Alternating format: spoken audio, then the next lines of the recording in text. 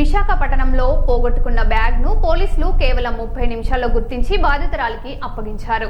ఆఖరి లారీలోకి చెందిన ఓ యువతి జగదాంబ జంక్షన్ వద్ద ఆటో మారే సమయంలో బ్యాగ్ పోగొట్టుకున్నారు. బ్యాగ్ లో 1 తులం పుస్తల తాడుతో పాటు బట్టలు ఉన్నట్లు పోలీసులకు ఫిర్యాదు చేశారు.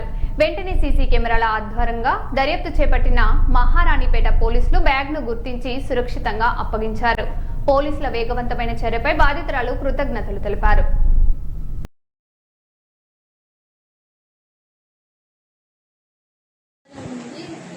నా పేరు గొర్రె జ్యోతి. నేను బొక్కవీధిలో ఉంటాను. అక్కడి నుంచి మేము జగదంబ దగ్గరికి వెళ్ళాలని ఆటో గురించి చూస్తుంటే ఒక ఆటో వచ్చింది. ఆ ఆటోలోని నేను బ్యాగ్ పెట్టి జగదంబ దగ్గర దిగి నేను మర్చిపోయాను. అక్కడి నుంచి నేను వేరే ఆటో ఆరులోకి ఎక్కి వెళ్తుండగా మధ్యలోని నాకు గుర్తొచ్చింది, ఇలా బ్యాగ్ నేను మర్చిపోయానని. మళ్ళీ ఇంటికి వెళ్ళి అమ్మతో తీసుకొని వచ్చాను. 1 టౌన్ పోలీస్ స్టేషన్కి వెళ్తే వాళ్ళు నాది పుస్తల తాడున అందులోని బట్టలు అవి ఉన్నాయి. ఆ పుస్తల తాడు తులం ఉంటుంది. 1 టౌన్ పోలీస్ స్టేషన్కి వెళ్తే వాళ్ళేమో 2 టౌన్ పోలీస్ స్టేషన్కి వెళ్ళమని చెప్పారు. మహారాణిపేట పోలీస్ స్టేషన్కి నేను రాత్రి 8 గంటలకు వచ్చాను. అక్కడి నుంచి వాళ్ళు ఇది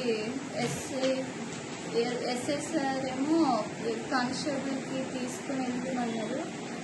వాళ్ళు నాతో పాటు వచ్చి ఎంక్వైరీ చేస్తే మాకు జగదంబ దగ్గర రెడ్డిగిరి దగ్గర దొరికింది.